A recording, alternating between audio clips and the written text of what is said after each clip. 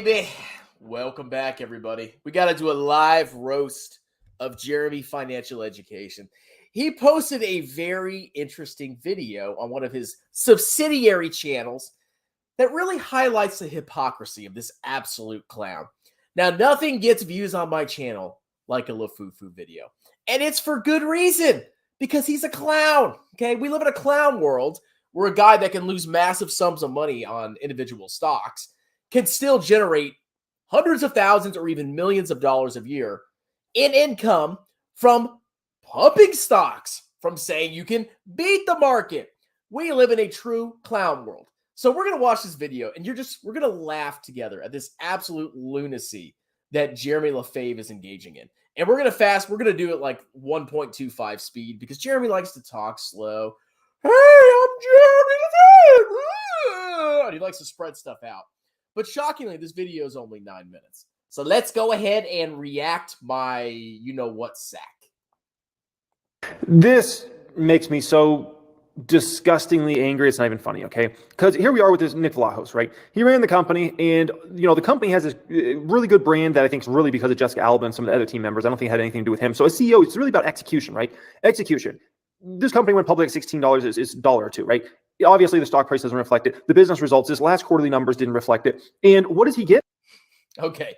If you don't know what Jeremy's talking about, he's talking about The Honest Company, which the face of the company is Jessica Alba. Oh, she's hot. And they make, kind of, I guess they call it clean items for your home, like you clean diapers, whatever that means, and wipes and lotion, and they're getting into makeup. They've got retail that they sell on retail. They sell in stores. You'll see that at like Target and a couple other places. They're pretty prolific. I even saw them at my local Rite Aid, shockingly. So Honest has definitely been around for a decent amount of time, and they've started to make inroads into the whole home. I don't even know what do you describe it, like generic home items. Jeremy bought Honest stock. He started buying Honest stock at much higher prices. He got absolutely annihilated with this company because he failed to perform the most basic of due diligences. He just looks at companies, he looks at their revenue by avenue, and he goes to the store and he sees it in the aisles and he says, okay, I'm just going to buy this stock because, Jessica Alba's hot. So he's been absolutely annihilated on this stock. And this is just one of the many stocks. This is not just one stock that he got wrecked on. He's been wrecked on dozens of stocks. He's gotten absolutely annihilated, down 80%, 90%, sometimes 100%. And his reward is he still has a massive YouTube channel and he gets paid thousands of dollars a month for crappy advice. But here he is reacting to Honest's most recent earnings. And you're going to hear some interesting stuff. Let's keep watching. Does he just get fired? No. It's a $5.8 million CEO transition expense the company has to incur, right? And this is a frustrating thing, I think, for all of us that are stock market investors, is when a CEO does bad, they get golden parachutes when they get fired. And it's like, if I do a bad job, like nobody watches the channel, right? If you do a bad job at your job, you're canned, right? Like they'll can you. You're not getting a golden parachute package. They're like, bye. And yet for these executives, these CEOs, they could do a bad job and then they get millions of dollars because they get fired for doing a horrible job. Isn't that something else? There should be some sort of rule where it's like, if you do a crap job, you don't get a golden parachute. But these guys and gals, they still get these golden parachutes. It's one of the most frustrating things. And this is what obviously corporate. Did you hear what just came out of Jeremy's mouth? If you do a bad job, there should be some rule where you don't get rewarded for doing a bad job. That's literally what you did, you freaking clown. You are the exact same as this CEO of Honest or whoever it was that left the business and got a payout of, it looks like $6 million. You're exactly the same. You purport to be a good stock investor. You bought a bunch of garbage stocks that all fell 80, 90, 100%. You got absolutely annihilated, and you try to manipulate and lie and claim that you still beat the market when we all know you're full of crap. You have millions of dollars in losses. And what is your punishment? What is your reward? You get a reward. You get money from YouTube, regardless of how bad you are. You still get a ton of viewers. You still have 720,000 subscribers.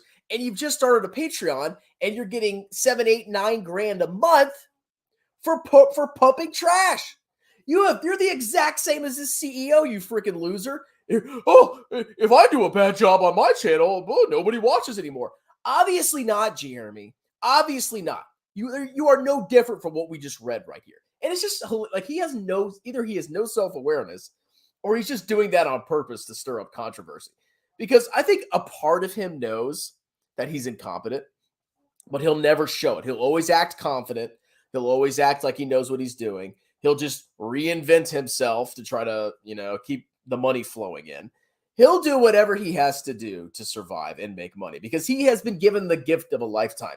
He could be horrible at investing and get rewarded for it. He could be the worst stock picker in the world and get paid to pick stocks or help people pick stocks. It's absolutely insane. But I think deep down, there's a part of Jeremy that knows that he's massively incompetent. And you got to wonder what's going on in his brain when he's sitting there looking at the camera saying, hey, if you do bad, you should not be rewarded for that. And then at the same time, he literally did that. It's just a very interesting psychological case. I would love to be like a psychologist and sit down with this dude and like analyze him because he's insane, man. Raiders like the Carl Icahns and those folks have been speaking about for as long as way before I was on this earth. Let's just put it that way. They've been frustrated by how these companies are run, the executive packages these folks get. You do a bad job and you still get millions of dollars just to get fired. It's like what a sweet gig, right? Do a bad job. It's almost like you want to get fired on purpose because then you get millions of dollars when you get fired. It's a beautiful, beautiful thing, right? A lot of people want to know, obviously, do I still think on? It's almost like you want to do a bad job because there's no punishment for it. He didn't get any punishment for being a freaking loser. He's pumped FTX. He's pumped a bunch of garbage stocks. He has shown that he has no idea about financial accounting or taxation. His courses are factually wrong on many parts of the courses. I've seen the courses. He can't even freaking spell. And there's no consequences. And here he is pulling up ELF. So let's listen to what he has to say about ELF. Honest is my next elf, right? Do I think Honest is my next elf? I would call it, it's not looking great, okay? I would say that it's not looking very good in regards to this whole situation, right? I'm hoping Carla turns around this ship and actually executes it. I listened to the conference call. She sounds focused on profitability, sounds focused on margins, all those things. But at the end of the day, that's all just talk, right? She came over. Okay, so that's the whole scammer thing that he does is he buys a bunch of stocks. If 9 out of the 10 stocks go to zero, but he has one stock that goes up 900 something %, he can claim that he's a genius. And that's the stock that he shows you. That's the stock that he brings up on his channel. And a bunch of rubes see that and they're like, wow, he can get 90%, 900%. Maybe I should sign up for his course and give him money, ignoring all the losses. It's all about total return, ladies and gentlemen. You can buy one stock and it goes to absolute zero. It gets absolutely annihilated. But if you bought 9 other stocks at 10x, your total return is pretty significant, okay? It's the same thing the other way around. You can't ignore total return. That is the only thing that matters. From General Mills, she was a former vice president of Amazon, obviously. She's got a lot of good experience, but now it's like, dude, you gotta put up the numbers now at this point in time, right? And so I'm not gonna even get too excited about it because it is what it is, right? So I'm gonna hold the stock, but it's a very, very frustrating ordeal, very, very frustrating, right? So at this point in time, the bulls are in full charge. In any situation we really win, that from my perspective, right? If the market tanks huge, great, I get to buy stocks for very cheap. Plus all my hedges are gonna print money in that situation. I can go ahead and flip those into long positions, right? And if the market just continues to go up. Okay, so his hedges. So he bought silver a while back. Did y'all remember that? He bought silver to put in his emergency savings. I guess to hedge against inflation and a bad market. I don't know. Silver got absolutely wrecked. And then he bought call options on a triple leverage inverse short Dow 30 ETF. That's like the longest sentence I've ever said in my life. Finance sentence, at least. There's no way that guy's made any money. Because number one, call options are a derivative. They are more volatile because they are a derivative of another security. And then on top of that, the underlying security, the underlying investment is a triple leverage inverse ETF that decays and basically automatically goes to zero over time. You think that hedge is going to make him any money? And why, if you're a long-term investor, why even hedge? I don't understand. Hedging costs you money. If you're a long-term investor and you buy and hold, you don't have to pay any costs because you don't have to hedge because You're a long-term investor and you believe in the long run the market's going to go up. I don't have any hedges. Okay, I have a cash in my savings account. Is that a hedge? I don't know. I don't need any hedges because if the market goes down this year and next year and the year after, I don't care. I'm going to be scooping up stocks and I'm not going to sell them for 25, 30 years. Right? I guess Jeremy doesn't seem to understand that. But with him, it's like, oh, the market goes down. Cool, I can buy the dip. I don't get punished for being a clown. I can just claim that you just need to give me more time and Tattooed Chef will totally recover. Blah, blah, blah, blah, blah, blah, blah. It's all a farce, okay? Why are my videos not going to the freaking moon exposing this clown? It's because people don't want to hear it. That's why it's like, whatever, I'll make these videos because people like it. But at the end of the day, there's nothing I can do about this clown. He's just going to keep grifting, keep buying trash stocks, and nothing's going to go wrong. Let's do a quick pause to make sure people can actually hear what I'm saying. Everybody hear me? Let's see. Sounds like they can. All right. Let's keep watching Jeremy LeFuFu.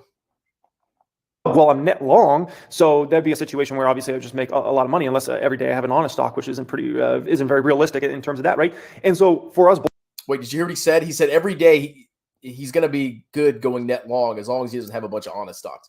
All your stocks are honest stocks, except for Tesla and Elf.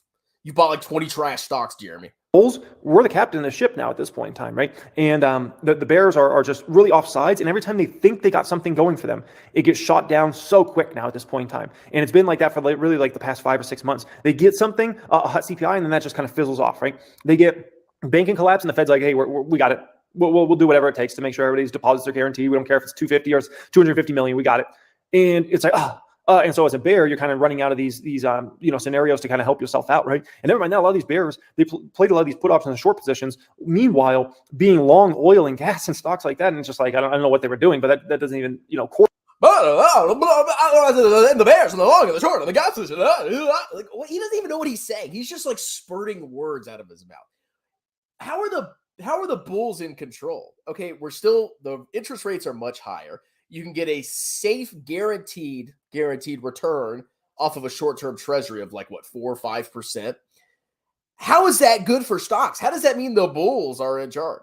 Now, if interest rates got cut massively, okay, I could see stocks going to the moon because now risk-free assets aren't yielding that much and, discount rates and all that crap.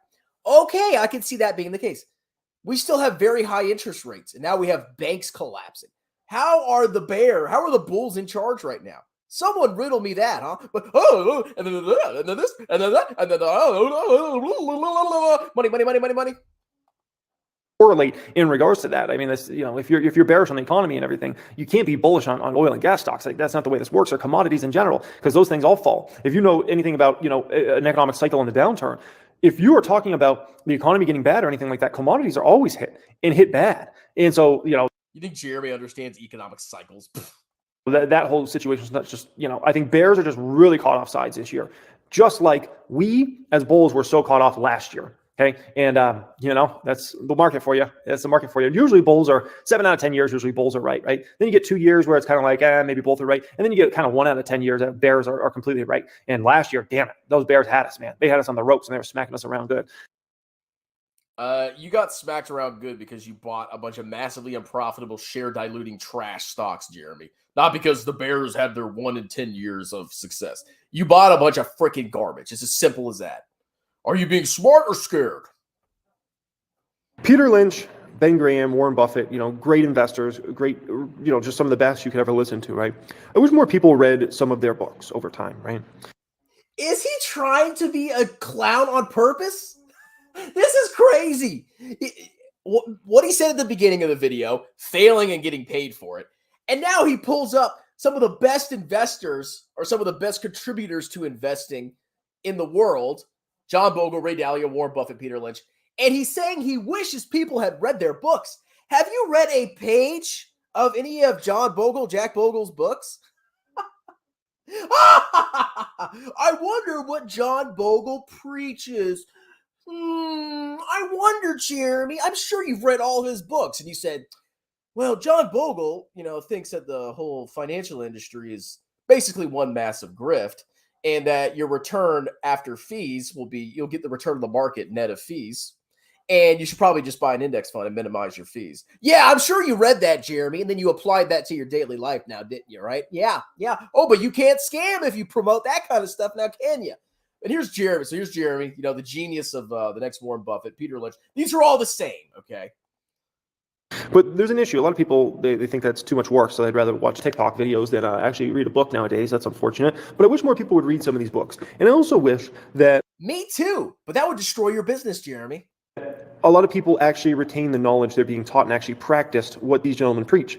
Because what these gentlemen tell you time and time again is you're not going to be able to time out this market. You have to stay optimistic. But people will hear this stuff from these great investors that have tremendously more success than anybody else, right? And they'll say to themselves, you know what? I think this time's different. I think my philosophy's better. I think, trying to time out the market and I'll go bullish when I feel everything's good again and those sorts of things. And they go against like everything they're taught by these people that have been through the markets before. These people have invested during inflationary times before, deflationary in times, recessions, maybe not depressions, but pretty close to that, right? They've invested during different turmoil in the market, right? All these different scenarios, and they're going to tell you this specific set of strategies, and people still go away from them because somehow these people think they're smarter than Warren Buffett. They think they're smarter than Peter Lynch, right? Yeah, like your book is literally titled like Modern Long-Term Investing. Like you've reinvented long-term investing. You've improved upon Warren Buffett and Peter Lynch. That's literally kind of the premise of your book. When in reality, you did exactly what you're saying other people did. They bought into the hype. They ignored basic investing principles. That's why you bought a bunch of massively unprofitable share diluting trash companies.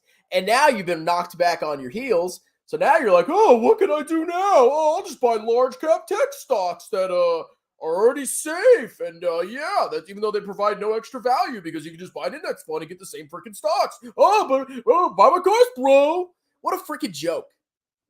But in reality, they're just scared.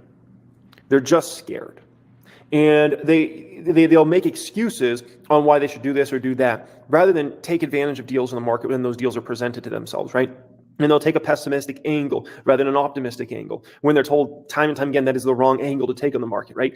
And so it's unfortunate, but I just wish people read some of those books, and I just wish they actually stuck to what those folks teach, because what those folks teach is going to put you in a lot better position over time. And anytime I've gone against any of the principles I've learned in all the different great books over time, I can tell you I've been bitten, right? On profit. Oh, like buying individual stocks, Jeremy? Like John Bogle says you shouldn't do? Profitable stocks and buying way too many unprofitable stocks. One thing if you own one or two, but when you own 5, 6, 7, now you're setting yourself up for, some huge losses if the market doesn't quite go your way, right? And so anytime I've gone against... Oh, now you know that after you already lost millions of dollars and charge people for your expertise. It doesn't work like that, Jeremy. You can't charge people for your expertise and not have expertise, okay? Because obviously you don't. You know it.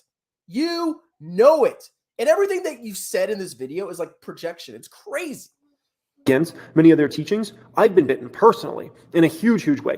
So you will be too. But people think they're smarter and they think like, but really they're just scared. They're just... Yeah, and you got double bit because not only did you listen to him and his garbage teachings, you also paid him. So your losses are greater than his. Scared. And it's unfortunate, okay? It is so important to work with urgency in the market, okay? And there's a reason I got a picture of Chef Ramsay here in the kitchen. And the reason being is if you know anything about like working at like a high-end restaurant or something like that, right? It's a very high stress environment. You've got to work with urgency. The reason you have to work with urgency isn't just so you get your food out on time to customers, right? But it's because if you're really trying to cook great food, the difference between 30 seconds, 45 seconds of a steak being on the grill too long or a sauce marinating too long or whatever is going on, right? Could be the difference between that tasting unbelievably like 10 perfection and like a 7 or an 8 or something like that. And so if you're Applebee's, you can get away if you cook the steak for too long, or you cook the burger for too long, if you season it too much or too little. You can get away with that. It's Applebee's. No one freaking cares, okay? Yeah, you're definitely the Applebee's of finance, Jeremy. But I can tell you, at a Michelin star restaurant, for instance, and shout out to anybody who's ever eaten at a Michelin star restaurant, everything needs to be perfect. The timing has to be perfect. The flavors have to be perfect. The seasoning has to be perfect. If it's being cooked, it has to be cooked for a perfect amount of time.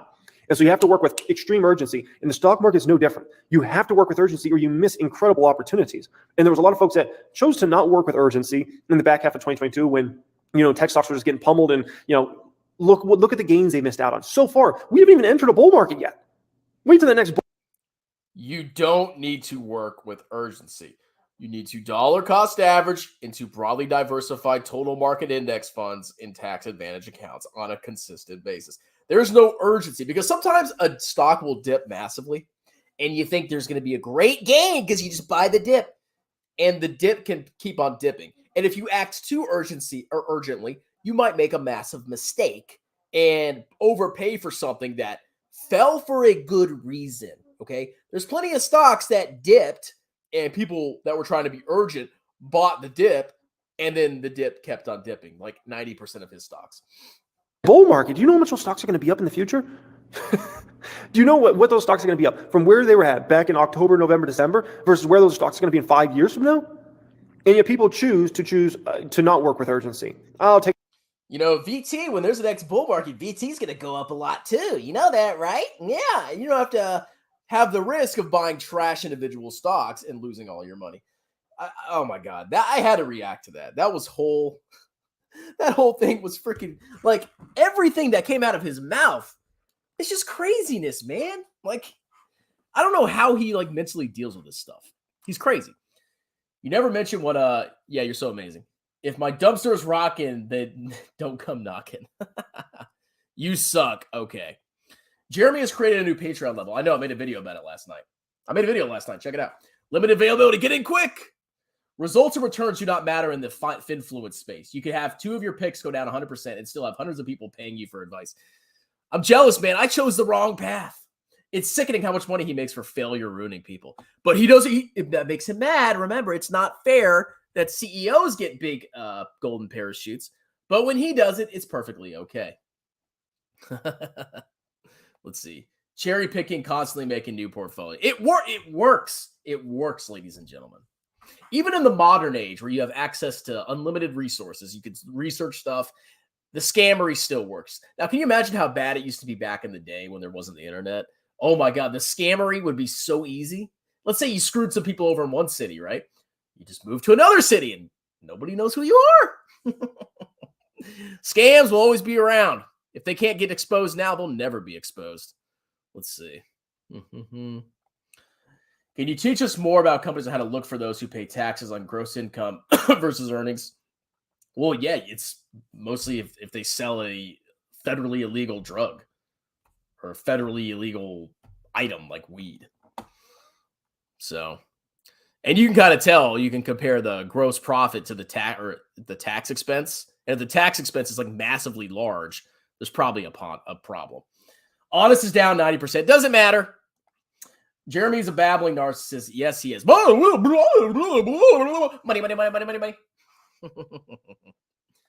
I'm pretty sure he is mentally challenged. It takes a lot of, I can't even explain it, man. Like, how do you get to that level where you're just saying things to a camera that you know apply to you, and yet you're criticizing them? It's just like this crazy duality.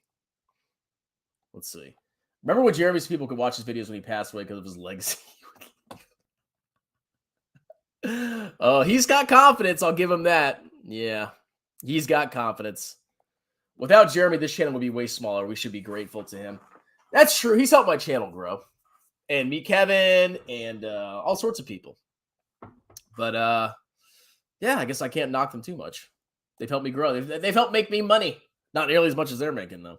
LeFuFu has the unique ability to say lots of words while talking about absolutely nothing. He can do it, man. He's a babbler. He babbles forever to make longer videos. Yes, he does. Oh, he's so smart. Big words, Jeremy. Yeah. He's a good talker. He just needs to say things confidently. People will believe him. Yeah. That's why I say VT with confidence. Buy VT. Everybody listens to me, right? Strongman, that's a lie. Triple leverage ETFs don't go to zero. I told them long term I'm doing well. TQQQ. Sure, there's volatility drag, but they go up a bit more than the 3X in bull markets. Okay, well, show me your returns. If you look at all the freaking ETFs, you look at all these triple leverage ETFs, they all go to freaking zero. And Jeremy bought a call option on a triple leverage ETF. Call options expire. When you buy a call, there's an end date. And then, yes, they expire worthless. So his will definitely go to zero. Let's see. Trying to get by in a world of flies and thieves. I mean, you can make an honest living. You're just not going to be a millionaire. I think Jeremy is jacked to the tits on Adderall, just a guess.